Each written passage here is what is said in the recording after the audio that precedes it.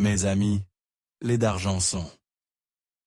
Si cette révélation vous intrigue autant qu'elle nous a troublés, n'hésitez pas à vous abonner à notre chaîne et dites-nous en commentaire de quelle ville vous nous écoutez. Car cette histoire sombre qui a défrayé la chronique de l'Ancien Régime pourrait bien révéler des secrets que certains croyaient enterrés à jamais. Paris, 1745. Le règne de Louis XV bat son plein et la capitale française grouille d'une population hétéroclite, où se côtoient nobles, bourgeois, artisans et miséreux. Dans ce paysage urbain en pleine transformation, les œuvres de charité religieuse prolifèrent, soutenues par une aristocratie soucieuse de racheter ses péchés et d'afficher sa piété. Au cœur du quartier Saint-Germain, dans un hôtel particulier, aux façades de pierre blanche, règne une famille dont l'influence s'étend bien au-delà des salons parisiens. Les d'Argenson, anoblis sous Louis XIV, ont su tisser un réseau complexe de relations avec le clergé et la haute société. Leur richesse ne provient pas uniquement de leurs terres en Normandie, mais d'une activité plus discrète et infiniment plus lucrative. Antoine-François d'Argenson, patriarche de 62 ans, arbore l'apparence d'un homme pieux et respectable. Ses cheveux poudrés, son regard perçant et sa prestance naturelle en imposent au salon comme aux sacristies. Mais derrière cette façade irréprochable se cache un homme d'affaires impitoyable, qui a compris que la charité chrétienne pouvait devenir un commerce des plus rentables. À ses côtés, son épouse Marguerite Louise, née de Montclair, femme de 58 ans à la beauté fanée, mais au caractère de fer, supervise avec une précision chirurgicale les œuvres pieuses de la famille. Cette femme, qui fut jadis l'une des plus belles de la cour de Versailles, cache derrière son masque de piété une âme glaciale, forgée par des tragédies personnelles. Mariée à 15 ans à Antoine-François par arrangement familial, elle a perdu 3 enfants en bas âge avant de donner naissance à Charles-Henri et Louis-Augustin. Ces deuils successifs ont éteint en elle toute compassion, la transformant en une créature calculatrice pour qui la souffrance d'autrui n'est ça qu'un instrument de pouvoir. Ses relations privilégiées avec les mères supérieures de plusieurs couvents parisiens ne doivent rien au hasard. Marguerite Louise a passé des années à tisser méthodiquement ce réseau, identifiant les religieuses vénales, les abbesses endettées, les institutions en difficulté financière. Elle maîtrise l'art du chantage discret, un secret de famille révélé ici, une dette effacée là, une promotion ecclésiastique facilitée ailleurs. Son carnet personnel, relié de cuir rouge et fermé par un cadenas d'argent, contient les faiblesses de chacun de ses partenaires, classées avec la rigueur d'un banquier. L'heure de Fils complète ce tableau familial troublant. Charles-Henri, l'aîné de 35 ans, a hérité de l'intelligence calculatrice de son père et de la froideur méthodique de sa mère. Avocat au Parlement de Paris, il maîtrise les subtilités juridiques qui permettent à la famille de prospérer dans la plus parfaite légalité apparente. Son frère cadet, Louis-Augustin, 28 ans, présente un cas plus troublant encore. Enfant, il manifestait une piété sincère qui touchait jusqu'aux domestiques. À 12 ans, il parlait déjà de consacrer sa vie à Dieu, passant des heures en prière et jeûnant volontairement le vendredi. Ses parents, d'abord amusés par cette ferveur juvénile, ont rapidement compris l'avantage stratégique d'avoir un fils dans les ordres. La transformation de Louis-Augustin s'est opérée graduellement au séminaire de Saint-Sulpice. D'abord, horrifié par les premières révélations sur les affaires familiales, il a tenté de résister. Mais l'influence combinée de son père et de son frère aîné, ainsi que la découverte progressive des réalités du pouvoir ecclésiastique, ont fini par éroder ses convictions. Le jeune homme pieux est devenu un chanoine cynique, qui utilise désormais sa position à Notre-Dame, non pour servir Dieu, mais pour servir les intérêts familiaux. Sa spécialisation dans le trafic d'enfants naît d'une logique implacable. Qui, ne mieux qu'un homme d'église, peut convaincre une mère célibataire que confier son enfant à de bonnes familles chrétiennes est un acte de charité?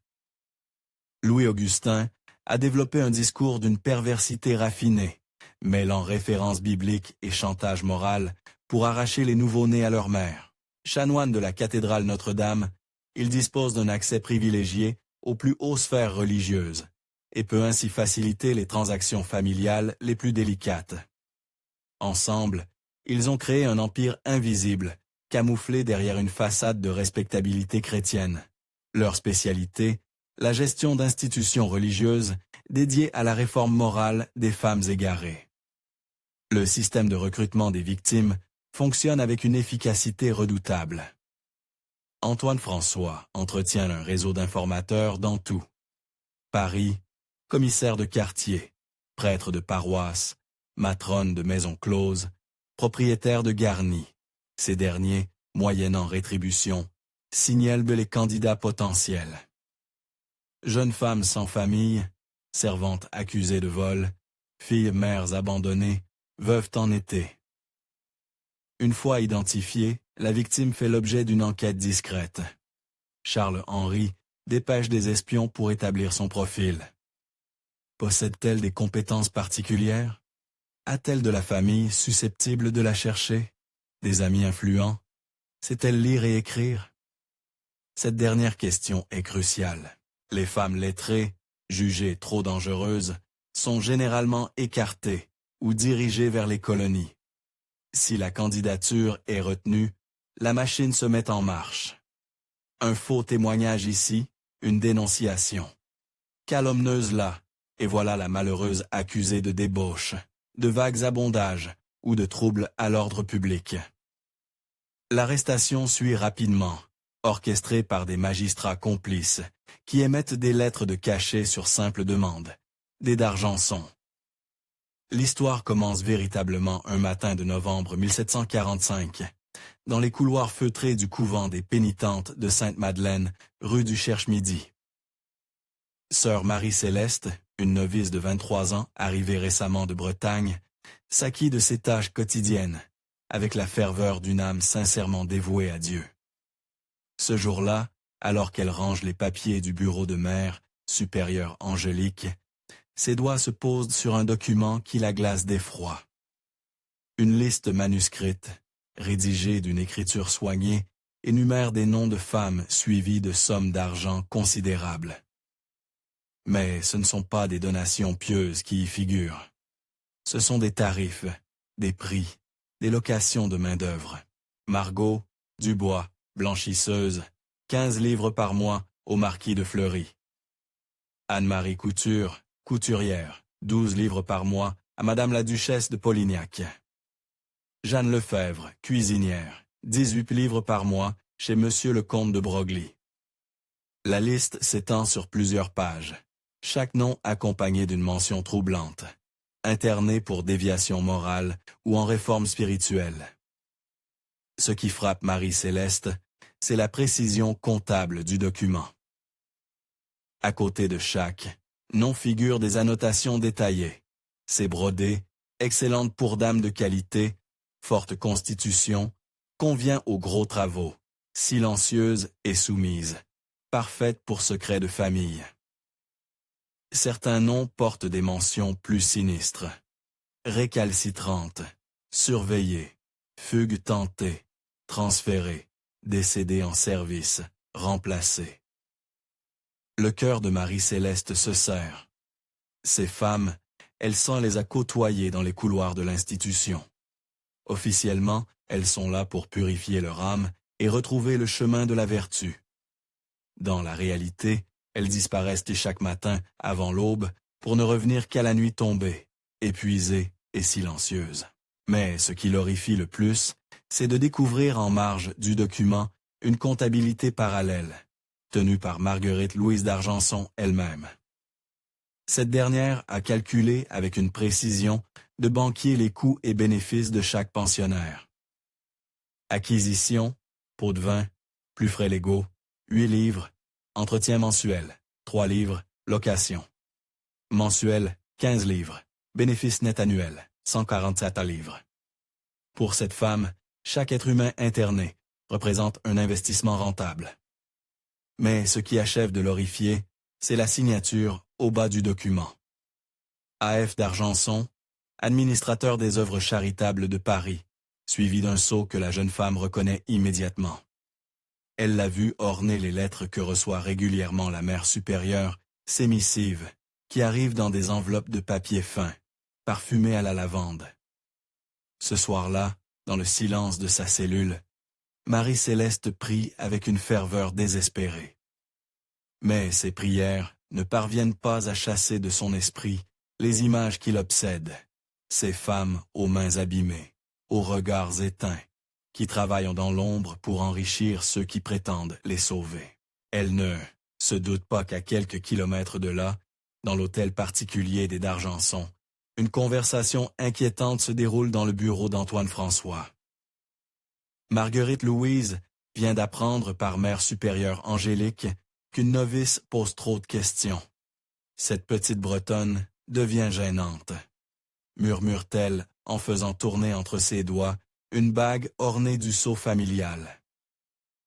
Angélique m'a dit qu'elle traînait près du bureau, qu'elle regardait les registres avec trop d'attention. Antoine François, assis derrière son secrétaire d'acajou, lève à peine les yeux de ses comptes. Une novice curieuse, c'est si rare. Son ton ironique ne trompe personne sur le sérieux de la situation.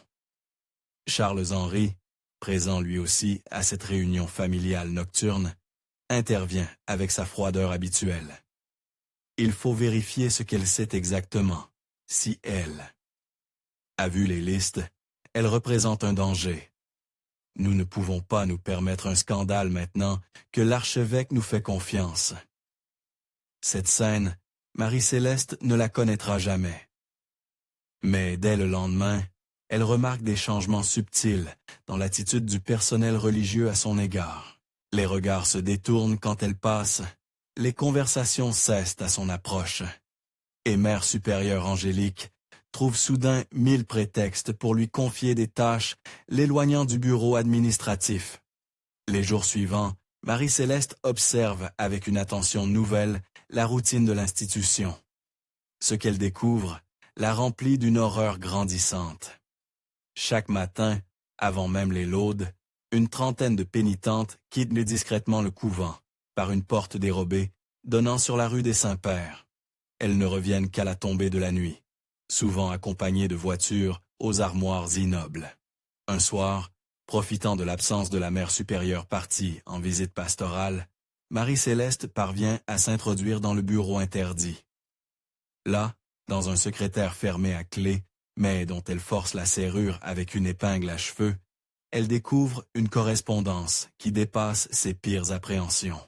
Une lettre de Charles-Henri d'Argenson, datée du 15 septembre 1745, détaille avec une précision mercantile les services proposés par l'institution. Madame la Marquise trouvera dans nos protégés un personnel d'une discrétion absolue. Nos pensionnaires, reconnaissantes de la charité qui leur est accordée, acceptent de servir sans rémunération, considérant leur labeur comme une forme de pénitence salvatrice. Une autre missive, signée de Louis-Augustin d'Argenson et adressée à un prélat de la curie romaine, évoque l'extension de nos œuvres charitables à d'autres diocèses et mentionne l'excellence de nos méthodes de réforme morale, qui concilient utilité sociale et rédemption spirituelle. Dans cette même lettre, le chanoine détaille, avec un cynisme glaçant, ses innovations pastorales. J'ai développé une méthode particulièrement efficace pour convaincre les mères célibataires de confier leurs enfants à notre œuvre.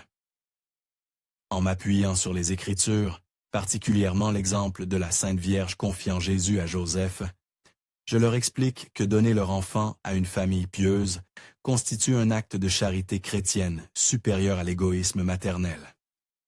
Les plus récalcitrantes cèdent généralement quand je leur rappelle que l'Église peut les excommunier pour fornication. Mais c'est dans une lettre de Marguerite Louise d'Argenson à son mari que Marie-Céleste découvre l'étendue véritable du système. L'épouse y détaille avec un pragmatisme glaçant les critères de sélection des pensionnaires. Privilégier les femmes jeunes, sans famille, accusées de mœurs dissolues ou de vagues abondages. Éviter celles qui savent lire, trop portées à la contestation. Préférer les campagnards aux citadines, moins revendicatrices. Les filles mères sont particulièrement précieuses. On peut séparer l'enfant de la mère et doubler ainsi le profit. Cette lettre révèle aussi l'existence d'un catalogue secret que Marguerite Louise fait circuler parmi sa clientèle aristocratique. Ce document, rédigé avec l'élégance d'un manuel de savoir-vivre, présente les services disponibles selon les besoins de chaque famille. Pour les maisons soucieuses de discrétion, nous proposons des femmes muettes de naissance ou rendues muettes par les circonstances. Pour les familles nombreuses, nos pensionnaires robustes supportent les gros travaux. Pour les célibataires raffinés, nous disposons de femmes d'une beauté remarquable, dressées à la complaisance. Le document le plus accablant reste cependant un registre soigneusement tenu par Antoine-François d'Argenson lui-même. Sur chaque page, des colonnes méthodiquement remplies, nom de la pensionnaire, motif d'internement, compétences professionnelles, famille d'accueil, durée de placement, somme due perçue. En marge de certains noms, des annotations civillines, décédés en service, transférés, fugaces. Ce qui frappe Marie-Céleste, c'est la disproportion entre les sommes encaissées par la famille d'Argenson et les maigres dépenses consacrées à l'entretien des femmes. Les comptes révèlent que chaque pensionnaire rapporte en moyenne 20 livres par mois, tandis que son hébergement et sa nourriture au couvent ne coûtent guère plus de 3 livres. Au fil de ses investigations clandestines, Marie-Céleste reconstitue le fonctionnement minutieux de l'entreprise familiale. Chaque membre des d'Argenson joue un rôle précis dans cette machinerie impitoyable. Antoine-François, le patriarche, entretient ses relations avec les commissaires de police et les magistrats.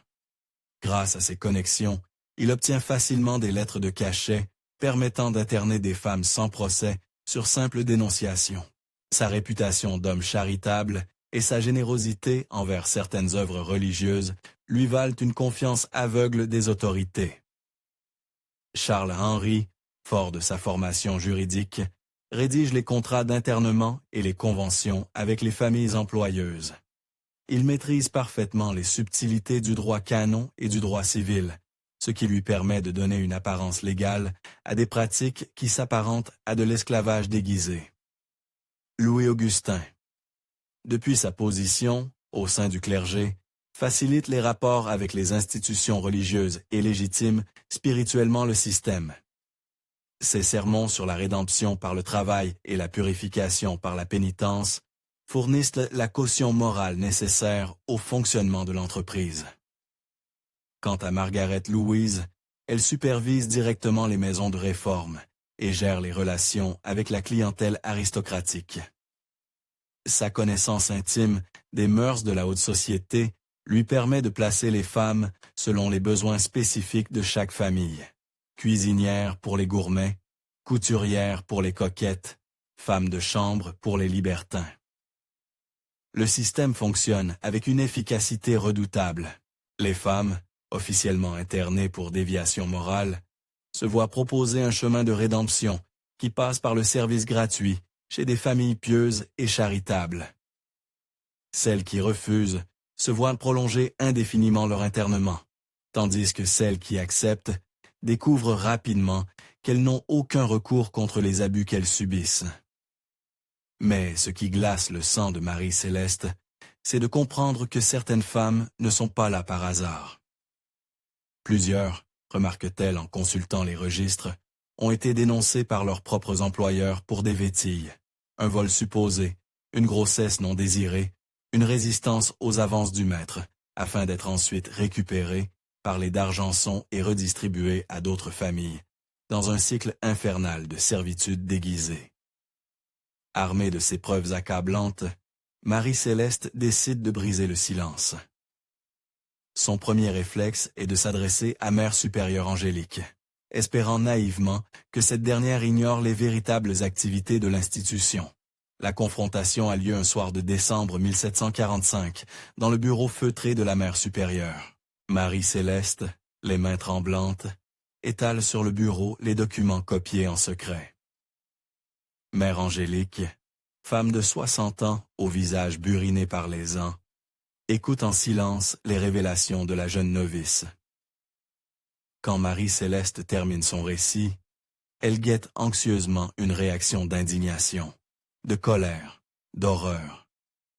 Mais le visage de Mère Angélique demeure impassible, presque lasse. Après un long silence, la religieuse se lève et se dirige vers la fenêtre donnant sur la cour intérieure du couvent. « Ma chère enfant, » dit-elle finalement d'une voix étrangement calme, « croyez-vous que ces femmes seraient au mieux dans la rue, à mendier ou à se prostituer ?» Sa voix prend une inflexion plus dure. « Pensez-vous que notre institution pourrait survivre sans le soutien généreux de familles comme les d'Argenson ?» Marie-Céleste, abasourdie, comprend que Mère Angélique n'ignore rien du système. Pire, elle y participe activement. La religieuse poursuit avec une logique implacable qui glace d'effroi la jeune femme. Ces femmes reçoivent un toit, de la nourriture, un but dans la vie. En échange, elles travaillent. Où voyez-vous le mal? Sainte Marie-Madeleine. Elle-même n'a-t-elle pas racheté ses péchés par le service et la pénitence? Mais ce que Marie-Céleste ne sait pas, c'est que cette conversation est rapportée mot pour mot à Marguerite-Louise d'Argenson, dès le lendemain. Mère Angélique, loin d'être une simple complice, est en réalité l'une des pièces maîtresses du système. Cette femme, qui fut jadis la maîtresse du père de Marguerite-Louise, s'est vue offrir la direction du couvent, en échange de ses services et de son silence, sur une grossesse illégitime qui avait failli ruiner la réputation familiale des Montclair. Devant le silence horrifié de Marie-Céleste, Mère Angélique change de ton. Sa voix se fait menaçante, et son regard prend une dureté que la jeune femme ne lui avait jamais vue. « Vous êtes jeune, ma fille, et l'idéalisme de la jeunesse vous aveugle. Mais j'espère que vous saurez faire preuve de sagesse. Certaines vérités sont trop lourdes à porter, et ceux qui s'obstinent à les révéler finissent pas parfois par s'égarer eux-mêmes. » La religieuse s'approche alors de Marie-Céleste et pose une main qui se veut maternelle sur son épaule, mais dont l'étreinte ressemble plutôt à une menace. « J'ai connu d'autres novices curieuses, ma chère enfant. Certaines ont fini par comprendre que la discrétion était une vertu chrétienne. D'autres ont dû être transférées dans des institutions mieux adaptées à leur tempérament agité. Ce soir-là, Marie-Céleste ne trouve pas le sommeil. Elle comprend qu'elle ne peut compter sur aucune aide de la part de sa hiérarchie religieuse. Sa décision est prise. Elle doit s'adresser directement à l'évêché de Paris. Mais ce qu'elle ignore, c'est que sa conversation avec Mère Angélique a déclenché une série d'événements qui se déroulent simultanément dans l'ombre. À l'heure même où elle prend sa résolution, un message urgent quitte le couvent pour l'hôtel des d'Argenson. Dans le salon feutré de la famille, Margaret-Louise convoque une réunion de crise. La petite novice devient dangereuse, annonce-t-elle sans préambule. Angélique confirme qu'elle a vu nos listes et qu'elle a posé des questions précises sur les pensionnaires. Charles Henry, toujours pragmatique, consulte un registre relié de cuir noir. Marie-Céleste Tréguillet de Quimper, orpheline, élevée par un oncle prêtre décédé l'an passé. Aucune famille susceptible de la chercher, profil parfait pour un transfert. Louis-Augustin hoche la tête avec cette gravité qui l'affecte désormais dans les affaires familiales. J'ai justement reçu une demande de l'abbé Moral concernant l'institution Sainte-Dymphne. Il cherche des cas difficiles pour tester de nouvelles méthodes de réforme spirituelle. Antoine François, qui a écouté en silence, tranche d'une voix qui ne souffre aucune réplique. Qu'elle soit transférée dès demain. Mais d'abord, laissons-la faire sa démarche à l'évêché. Nous verrons ainsi si elle a confié ses soupçons à d'autres personnes. L'abbé Moral nous renseignera sur le contenu exact de ces révélations.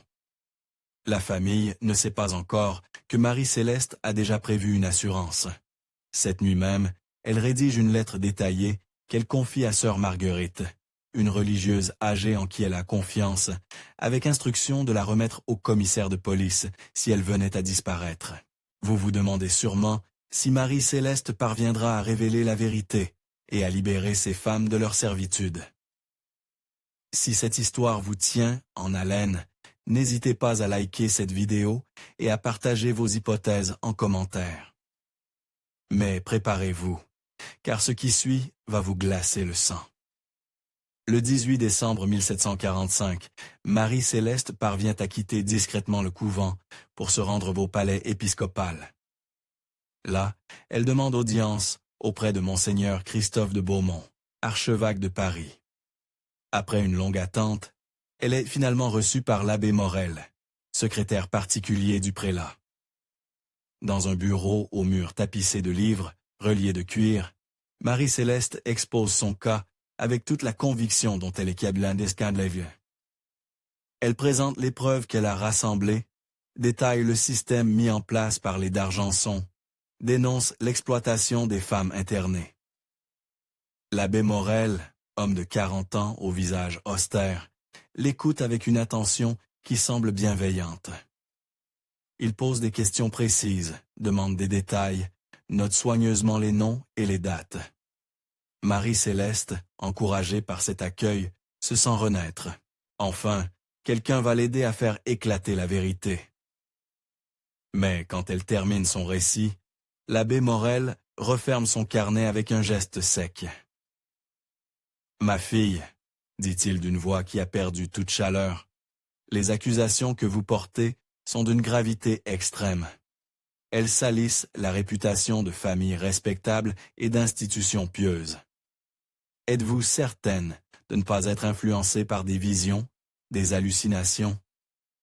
Il arrive que la vie conventuelle, chez les tempéraments sensibles, provoque des troubles de l'esprit. » Marie-Céleste, abasourdie, proteste de sa lucidité. Mais l'abbé Morel continue, imperturbable. « Je vais transmettre votre témoignage à qui de droit. En attendant, je vous conseille vivement de retourner dans votre couvent et de vous concentrer sur vos devoirs religieux. La méditation et la prière vous aideront à distinguer la réalité de l'imagination. » Quand Marie-Céleste quitte le palais épiscopal, elle ne sait pas encore qu'elle vient de signer son arrêt de mort sociale, car l'abbé Morel, loin de transmettre sa plainte à l'archevêque, s'empresse de prévenir ses véritables maîtres. Le lendemain matin, une lettre scellée aux armes des d'Argenson arrive dans le bureau de Mère supérieure Angélique.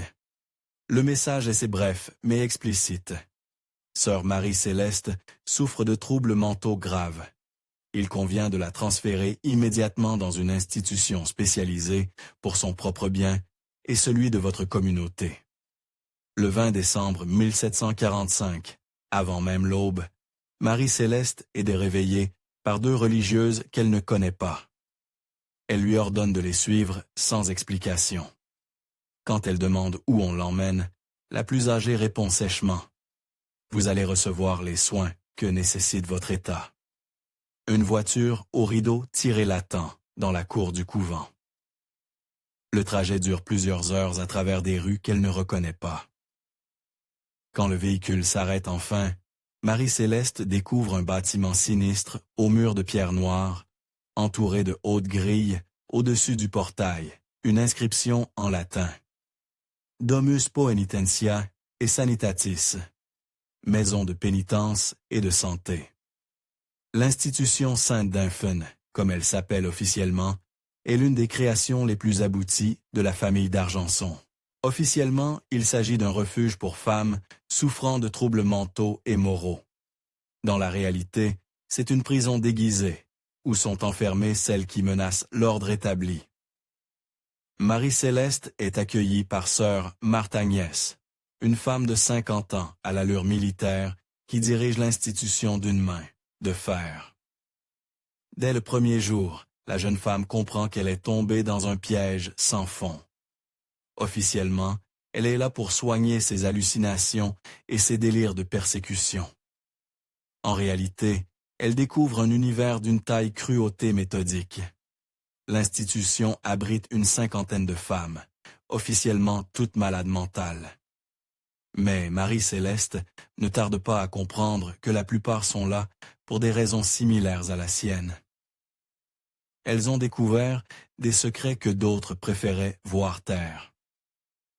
Parmi ses compagnes d'infortune, elle rencontre Marguerite, Rousseau, ancienne servante du comte de Broglie, internée après avoir tenté de dénoncer les viols répétés qu'elle subissait. Il y a aussi Catherine Dubois, ancienne employée d'une manufacture textile, enfermée pour avoir voulu révéler les conditions de travail inhumaines imposées aux ouvrières. Mais c'est la rencontre avec Hélène de Montclerc qui bouleverse le plus Marie-Céleste. Cette femme de 40 ans, au regard encore fier, malgré les épreuves, se révèle être la propre sœur de Marguerite-Louise d'Argenson. Elle lui raconte par bribes une histoire qui dépasse en horreur tout ce que la jeune religieuse avait imaginé. Hélène de Montclerc n'est pas folle.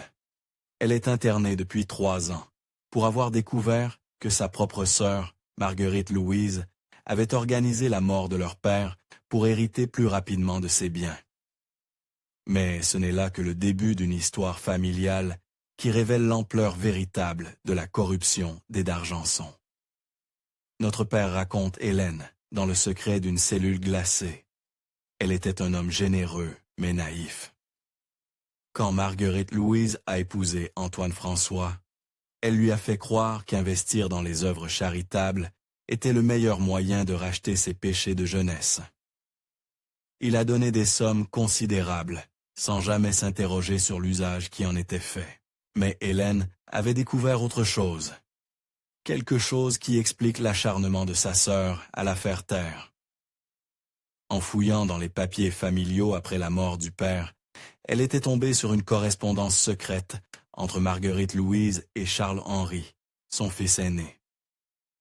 Ces lettres révélaient que leur œuvre charitable n'était qu'une façade, cachant un trafic d'êtres humains à l'échelle de la France entière. Ils ne se contentent pas de Paris, révèle Hélène. Ils ont créé un réseau qui s'étend de Lille à Marseille, de Bordeaux à Strasbourg. Partout, ils ont installé des maisons de réforme qui fonctionnent selon le même principe. Les femmes y sont internées sous de faux prétextes, puis louées comme main-d'œuvre gratuite à des familles complices, mais le plus terrifiant reste à venir. Hélène raconte que Louis-Augustin, le fils cadet devenu chanoine, a développé une spécialité particulièrement ignoble, l'internement de femmes enceintes et célibataires. Ces dernières, officiellement réformées pour déviance morale, accouchent dans l'institution, puis voient leurs enfants vendus à des familles nobles en quête d'héritiers. J'ai vu les registres, murmure Hélène. Depuis 10 ans, ils ont vendu plus de 200 enfants. Les garçons partent dans des familles de petite noblesse qui ont besoin d'héritiers. Les filles sont placées dans des couvents ou des familles bourgeoises qui les élèvent comme des domestiques. Ce qui achève de horrifier Marie-Céleste, c'est d'apprendre qu'Antoine François d'Argenson entretient des relations étroites avec des négriers de Nantes et de Bordeaux. Quand certaines femmes deviennent trop rebelles ou trop dangereuses, elles sont discrètement embarquées vers les colonies où elles disparaissent dans les plantations de canne à sucre. Forte de ces révélations, Marie-Céleste tente d'organiser une évasion collective. Mais l'institution Saint-Dymphe est conçue comme une forteresse. Les murs sont hauts, les grilles solides et la surveillance constante. Pire, plusieurs pensionnaires sont en réalité des espionnes à la solde des d'Argenson, chargées de rapporter les tentatives de rébellion. Une première tentative d'évasion, organisée avec l'aide d'Hélène de Montclerc et de 3 autres, femmes échouent lamentablement. Les fugitives sont reprises avant même d'avoir franchi l'anse sainte de l'institution. La punition est exemplaire. Elles sont enfermées dans des cachots souterrains, nourries aux pains et à l'eau, et soumises à des traitements qui s'apparentent à de la torture. C'est là, dans l'obscurité humide des sous-sols, que Marie-Céleste découvre l'existence de disparus. Certaines femmes, les plus récalcitrantes, sont tout simplement rayées des registres. Officiellement, elles sont décédées de maladie ou transférées dans d'autres institutions. En réalité, elles ont été éliminées. Sœur Marthe Agnès, la directrice de l'institution, ne fait pas mystère de ces disparitions. Certaines âmes, expliquent-elles avec un sourire glacial, sont trop corrompues pour être sauvées. Il faut parfois prendre des mesures radicales pour préserver la paix de la communauté. Marie-Céleste comprend alors qu'elle ne sortira jamais vivante de cette prison. Comme Hélène de Montclair, comme toutes les autres, elle est condamnée à mourir dans l'oubli. Sa vérité enfouie avec elle. Mais l'histoire des d'Argenson recèle des secrets plus terrifiants encore dans ses derniers mois de vie, car Marie-Céleste ne survivra pas longtemps au traitement qu'on lui inflige. Elle découvre que la famille a noué des liens avec l'une des figures les plus sombres de l'époque, le marquis de Sade. Dernier, qui n'est encore qu'un jeune libertin de 25 ans, entretient des relations étroites avec Charles-Henri d'Argenson. Ensemble, ils ont créé un réseau de maisons de plaisir clandestines, où sont envoyées les plus jeunes et les plus belles des femmes internées. Ces établissements, camouflés en maisons de réforme privées, sont fréquentés par la haute noblesse et offrent des services d'une perversité inouïe. Hélène de Montclair, avant de mourir d'épuisement au printemps 1746, révèle à Marie-Céleste l'existence d'un registre secret tenu par Marguerite-Louise d'Argenson. Ce document, caché dans une cage secrète de l'hôtel familial, répertorie tous les clients des d'Argenson, leurs préférences, leurs faiblesses et surtout leurs secrets les plus compromettants. « Ma sœur, » murmure Hélène dans un souffle, « ne se contente pas de vendre des femmes. Elle collectionne les secrets, les hontes, les crimes de ses clients. Elle possède de quoi faire chanter la moitié de la noblesse française. » Cette révélation éclaire d'un jour nouveau l'impunité dont jouissent les d'Argenson. Ils ne sont pas seulement protégés par leur statut social ou leurs relations, ils détiennent un pouvoir de nuisance qui les rend intouchables. Les années passent. Marie-Céleste s'esteinte en 1747, officiellement d'une fièvre pernicieuse. Hélène de Montclair la suit peu après. Leur secret semble mourir avec elle.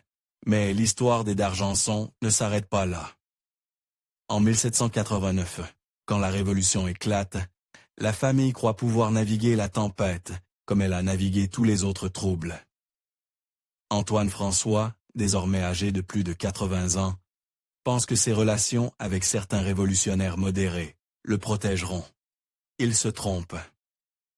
Car parmi les émeutiers qui prennent d'assaut l'hôtel des d'Argenson, rue Saint-Germain, se trouve une femme que personne n'attendait. Jean-Marie Rousseau, la fille de Marguerite Rousseau, celle-là même qui était morte à l'institution Sainte d'Infen après avoir tenté de dénoncer les viols qu'elle subissait.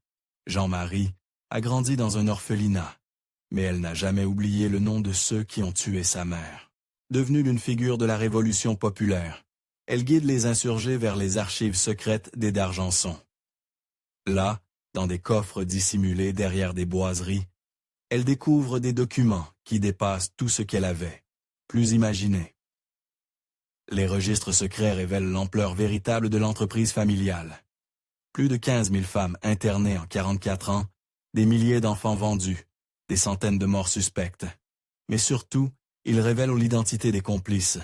Magistrats, prélats, nobles, bourgeois, tous impliqués dans ce trafic d'êtres humains. Vous vous demandez ce qui est arrivé aux membres de la famille d'Argenson. Leur fin est aussi terrible que leur crime.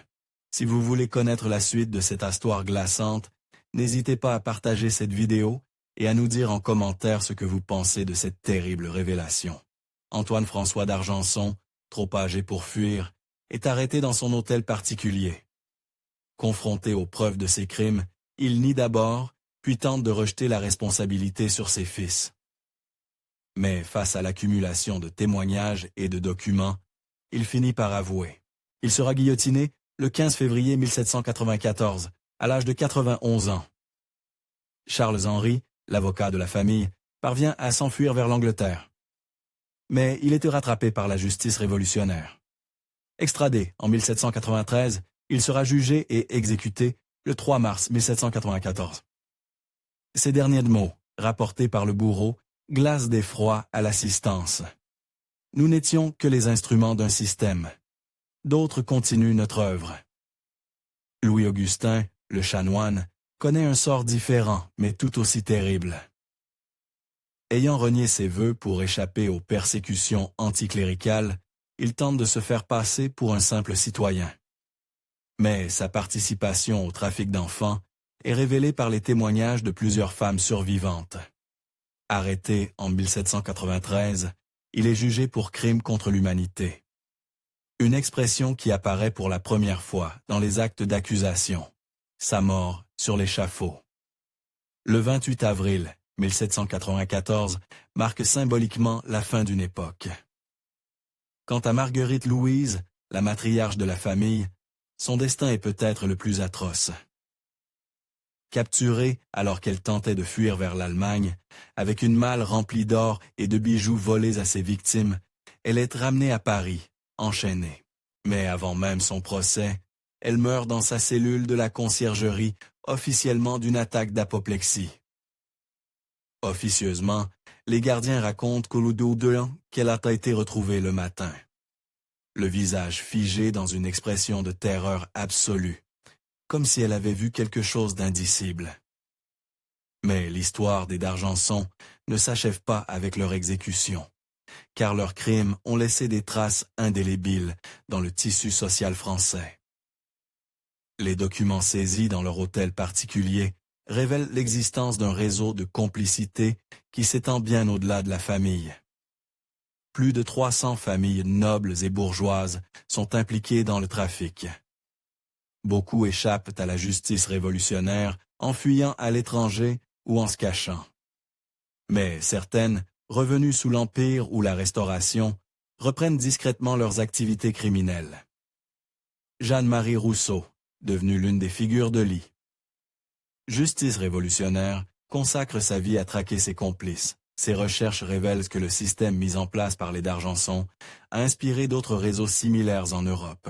En Angleterre, en Allemagne, en Italie, des familles aristocratiques ont adopté les mêmes méthodes, internement, abusif, travail forcé déguisé en œuvre charitable, trafic d'enfants. Mais c'est en découvrant le registre secret de Marguerite Louise d'Argenson que Jeanne-Marie comprend l'ampleur véritable du mal. Ce document, miraculeusement épargné par les flammes qui ont détruit une partie des archives, révèle que la famille avait noué des contacts avec des trafiquants d'esclaves américains et des planteurs des Antilles.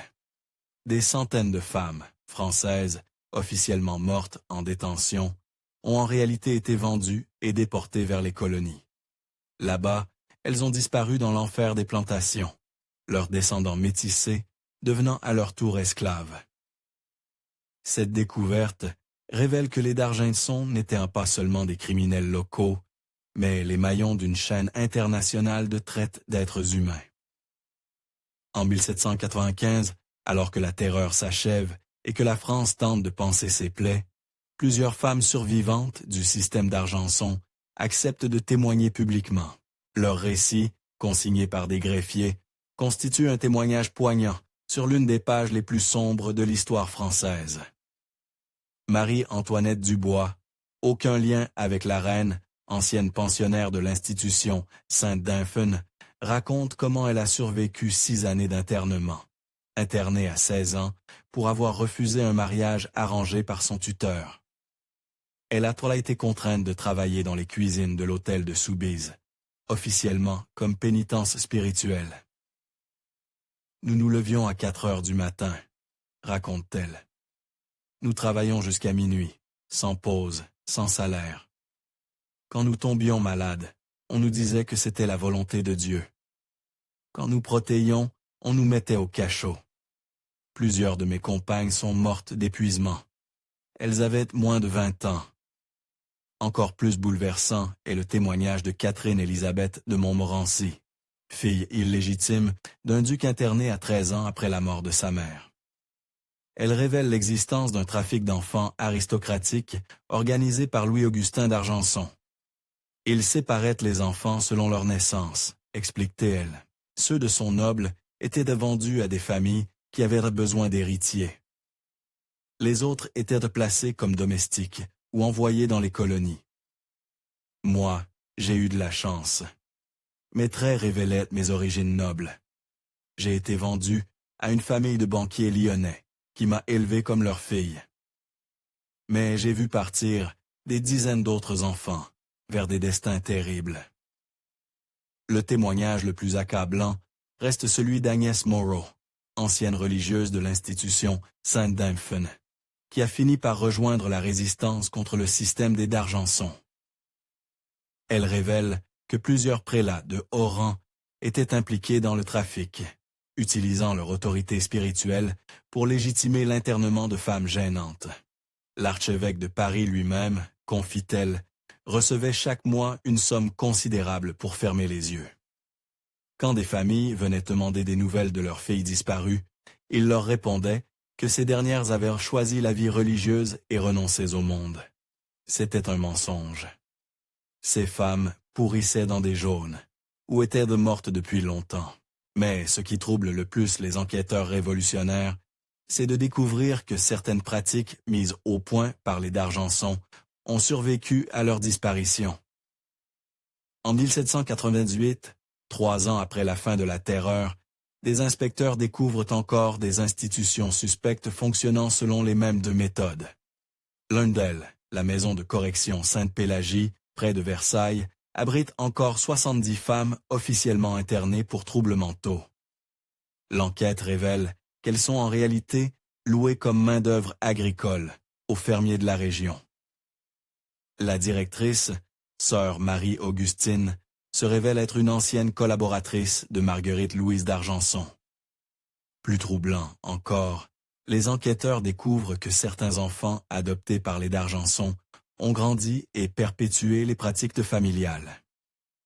Jean-Baptiste Roussel, officiellement orphelin recueilli par Charité chrétienne, est en réalité le fils d'une des victimes du système. Élevé par Charles-Henri d'Argenson, il a appris les méthodes de la famille et créé son propre réseau de trafic dans le sud de la France. Ces découvertes révèlent que les D'Argenson n'étaient pas des criminels isolés, mais les créateurs d'un système qui leur a survécu. Leurs méthodes ont fait école, inspirant d'autres réseaux qui ont continué à sévir pendant des décennies. En 1802, alors que Napoléon Bonaparte consolide son pouvoir, une découverte troublante vient de relancer l'affaire d'Argenson. Des ouvriers chargés de rénover l'ancien hôtel particulier de la famille, devenu propriété de l'État, découvrent une salle secrète, dissimulée derrière un mur. Cette pièce, soigneusement camouflée, contient des centaines de documents que les révolutionnaires n'avaient pas trouvés lors de leur perquisition. Parmi eux, des lettres compromettantes, impliquant des personnalités qui ont survécu à la Révolution et occupent désormais des postes importants sous le consulat. Mais le document le plus troublant reste un testament secret, rédigé par Antoine-François d'Argenson peu avant sa mort. Dans ce texte, le patriarche révèle l'existence d'un trésor familial, caché quelque part en France, constitué de l'or et des bijoux accumulés pendant 40 années de trafic. Plus inquiétant, le testament mentionne l'existence d'un héritier secret, un descendant de la famille, élevé dans l'ignorance de ses origines, mais formé depuis l'enfance pour reprendre l'œuvre familiale. Ce mystérieux héritier, dont l'identité n'est jamais révélée, aurait pour mission de reconstituer le réseau après la chute de l'Ancien Régime. Cette révélation plonge les autorités dans l'embarras. Car si cet héritier existe vraiment, il pourrait être n'importe qui, un notable respecté, un fonctionnaire influent, un religieux en vue. Pire, il pourrait déjà avoir commencé à reconstituer le réseau criminel de ses ancêtres. Bonaparte, soucieux de stabilité sociale, ordonne que l'affaire soit étouffée. Les documents découverts sont classés, secrets d'État, et enfermés dans les archives de la police. L'enquête sur le mystérieux héritier est officiellement abandonnée, mais certains enquêteurs refusent bien d'abandonner. Parmi eux, Claude Renard, ancien jacobin devenu commissaire de police sous l'Empire, consacre ses soirées à poursuivre les recherches. Cette dernière, morte en 1834, avait continué jusqu'à sa mort ses recherches sur les réseaux de trafic d'êtres humains. Ses notes révèlent qu'elle avait identifié plusieurs familles suspectes, toutes liées d'une manière ou d'une autre aux anciens complices des d'Argenson. Plus troublant, ces dernières recherches portaient sur les migrations françaises vers l'Amérique du Nord. Elle avait découvert que plusieurs familles nobles, officiellement exilées pendant la Révolution, avaient en réalité continué leurs activités criminelles au Canada et en Louisiane, exploitant les populations autochtones et les immigrants pauvres, selon les méthodes mises au point en France. Parmi ces familles figure celle des deux Beaumont, dont le chef, un certain Étienne Charles, s'était installé à Montréal en 1808 avec une fortune considérable d'origine inconnue.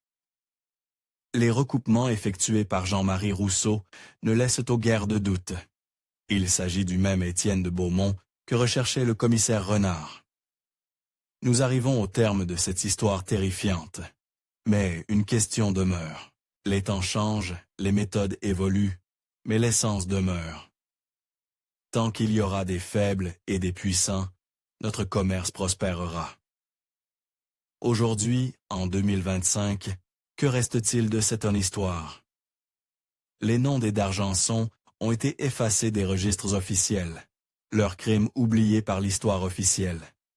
Mais parfois, dans les archives départementales ou les registres paroissiaux, un chercheur attentif peut encore découvrir des traces de gloire de leur passage. En 2019, nous l'avons mentionné au début de ce récit, la découverte d'un document aux archives. La collection est émettue par la collection de l'Ontario, qui a été émettue par la collection de l'Ontario. Il pourrait s'agir du registre principal, tenu par Antoine-François d'Argenson lui-même. Si c'est le cas, il constitue la preuve définitive de l'existence du système que nous venons de décrire. Mais cette découverte soulève une question troublante. Pourquoi ce document a-t-il été préservé? Qui l'a caché pendant plus de 2 siècles? Et surtout, qui a permis qu'il soit découvert en 2019? Certains historiens soupçonnent qu'il pourrait s'agir d'un message, un avertissement laissé par des descendants de victimes ou des héritiers de la tradition criminelle. Des d'Argenson. D'autres pensent que ce document a été délibérément révélé pour détourner l'attention d'activités similaires qui se poursuivraient encore aujourd'hui. Une chose est certaine, l'histoire des d'Argenson nous rappelle que le mal absolu peut se cacher derrière les apparences les plus respectables, et que la charité peut parfois masquer les crimes les plus atroces. Alors, que pensez-vous de cette histoire? Croyez-vous qu'elle soit vraie? Pensez-vous que de telles raisons puissent encore exister aujourd'hui? Dites-nous ce que vous en pensez en commentaire. Abonnez-vous pour découvrir d'autres secrets de l'histoire française et surtout, partagez cette vidéo avec ceux qui, comme vous, ne craignent pas de regarder la vérité en face. Car parfois, la réalité dépasse la fiction. Et parfois, les monstres les plus terrifiants sont ceux qui portent le masque de la respectabilité.